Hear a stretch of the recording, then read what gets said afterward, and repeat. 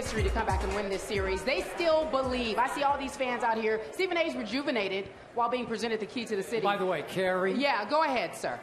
Do you realize how dangerous it was for the mayor to give this man the key to this city? He deserves the key to the city. You know where he might wind up with that key? He deserves the key. Stephen A., you feel better, right? I feel much better. You're rejuvenated. I feel much better. Okay. Who knows? It's a possibility I might be back after all. Oh. Who knows? He's back on. He's back on.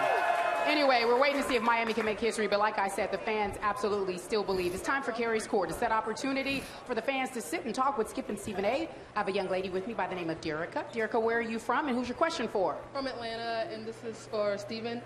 Will LeBron's legacy be affected if he plays with Carmelo Anthony? I'm sorry? Will LeBron's legacy be affected if he plays with Carmelo? In the eyes of some people, I'm sure. But as far as I'm concerned, if you're already a 4-time MVP and a 2-time champion and recognized as the greatest player in the world, the fact is I don't think anybody can take away from that. When you are the alpha, your legacy is not nearly as affected as if you were just somebody that was coming along for the ride. That's the difference. It doesn't matter who you go to play with or who comes to play with you. If you're still the top dog wherever you are, then you're the top dog. Stephen A., let's be real about this. If LeBron James left Miami to join forces with Carmelo somewhere else, I don't know where, maybe New York. No, I think her question was if he came, what if Melo ended up coming here with LeBron? I'm not sure exactly, but again, if LeBron left to play with Melo, he would look bad. Yeah. He would look like soldier of fortune, like I'm going someplace else. I would say this. You're right if it were anywhere other than Miami or Cleveland. Yeah. But if LeBron decided to go home, he doesn't look bad. If LeBron decides to stay here, he doesn't look bad. But if he goes to another team to join forces with somebody else, that would not be a good look. So just as far-fetched as it might be, some people were knocking the story down yesterday. If, in fact, the Miami Heat figured out how to get Carmelo under their cap for next year here, do you think the NBA would like that? Because I don't think they would love it. I don't think the NBA would like it if the big three remained intact and Melo came. But if Bosh left and Dwayne Wade acknowledged that, the knees has him on the downside of his career and he accepted a pay cut and you just got Carmelo Anthony, I don't think it would be that big of a deal. But if all four were here together, I do think that would look kind of bad. I wouldn't care, but they would look bad. You know how they say Laker fans are delusional? We have someone here from Los Angeles, California, who's not necessarily delusional. You're pretty realistic saying that he doesn't believe we have a chance to get Carmelo or LeBron. It wouldn't work well with Kobe, but he does have a question about Kobe. What's your question?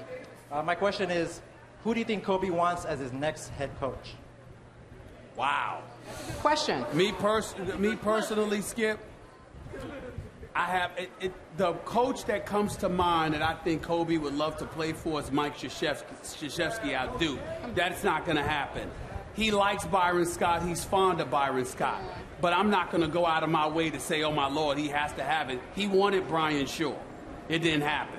So the names that would come to my mind would be two untouchables, Mike Krzyzewski, who's not leaving Duke, and Brian Shaw, who can't get out of his contract in Denver.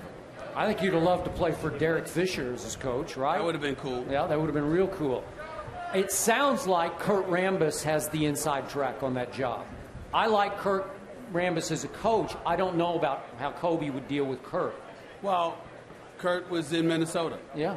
And I like Kurt. I'm fond of him. So am I. But his job that he did in Minnesota wasn't great. Yeah. And I think L.A. needs a big name, somebody with name cachet that can usurp the influence of Jim Buss on the Lakers roster. Somebody that's going to have the support of Laker Nation where Jim Buss recognizes that you can't just do the stuff you want to do and ruin this franchise. I'm with you. I think right now Kobe would prefer Byron Scott. Yeah, he wants a big name, but that's a good point, Stephen A. You need to have somebody that has a name that can deal with Jim Buss and what he's doing. That will have the support of Laker Nation. Exactly, so we listen to what he's saying. I have a guy here from Gainesville, Georgia. Clearly, I think it'll be a question about the Falcons. I'm not really sure. What's your name, sir? Who's your question for? All right, my name is Joseph Moreno. I'm from Gainesville, Georgia, and my question is for Stephen A. Smith. Was giving Matt Ryan a $103 million 5-year extension contract productive for the Falcons to getting to the Super Bowl? Well, I don't want to say it was productive to get them to the Super Bowl because they still haven't been to the Super Bowl with Matt Ryan as their quarterback. But what I will say is that when you look at what he's capable of doing, and what other quarterbacks are making, you had to give him that money. How the hell are you going to justify shortchanging him when Tony Romo gets $108 million, $55 million guaranteed, or Jay Cutler gets his money? And then, the list goes on. Who else am I missing, Skip Bayless? I mean, give me a break. If you're going to give out these numbers to these mediocre quarterbacks in big moments, got the numbers, but in big moments they're mediocre, how are you going to deny Matt Ryan his money? So I don't blame the Falcons for doing what they did. I do. And what's his name? I'm sorry. Joseph. His name is Joseph. Joseph, he wants to address you specifically. Yeah. Joseph, Skip's going to say something Joseph, to you. I appreciate you supporting our show. I know how much you love it. We appreciate you asking the question and being here. I do not love Matt Ryan as your franchise quarterback. I've said that before that draft. He doesn't have top-tier, big-time intangibles to me. Big game intangibles. Make the throw at the moment that wins the game that gets you to the Super Bowl. Go back a couple of years ago, obviously, to San Francisco. Couldn't make the play that Navarro Bowman broke up. All right. You've said that on the show, so that's not breaking news per se. You're being fair. I got a guy here from Richmond, Virginia. Devontae, am I pronouncing that correctly? Devontae, yeah. It's a tough one. Okay. Who's your question for? What is it about? This question's for both of you, actually. If the Spurs get to the championship and win it, who do you think is going to get MVP? Skip, I'll give that to you first. You should answer that. Want to know the truth? This is the first time I can make a case that the entire team should get the MVP trophy. Seriously. Because everybody has made some special contribution. And I know that sounds cliched, but that's who they are.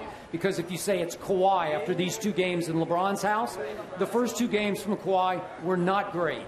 Tony Parker's had moments. Manu's had moments. He's got the best plus-minus of any Spur. And obviously, Boris Diaw is making a case he could be the Big MVP. time. Maybe whoever takes over a Game 5 would be the MVP. But right now, I think it's a team trophy. I don't blame Skip for feeling that way, but I'm going to go with the individual. It would be Kawhi Leonard. I know that Boris Diaw has made a significant difference, and he deserves a lot of credit. But when you say MVP, you have to understand that you're talking about difference makers. This series was tied 1-1, and it changed with Kawhi Leonard's performance. And not only that, there's the footage of Greg Popovich punching him in the chest affectionately because he's so proud of him. This sound with Greg Popovich telling him how proud he was of him and how much of a difference that he's made. And I think all those things have resonated. And as an aside, I want to give my boy Charlie Mack a shout out, Will Smith's right-hand man, who texted me, prior to the series, said Spurs in 5, bucket. And he called it. He actually called that the Spurs are going to win both games in Miami, and he's making me come on national so you're saying he was right that it's going to be in 5? No. He was saying that he's saying the Spurs are going to win in 5, but he said the Spurs was going to win games 3 and 4 in Miami. I told him he needed to be drug tested, and he got, he was sitting there with Will Smith, so I got to sit there and give the shout out because dear friends. All right, Caris Court is a wrap. You got your time. I wouldn't say that, Skip but he and is. Stephen A. Now we have someone joining us. Miami, give it up for your defensive end for the Dolphins, Cameron Wake. You guys, this crowd is something else. All right, so listen. Who wins the series? It would be easy to go with the Spurs. I want you to go with what you went with before you knew we stood at 3-1, Cameron.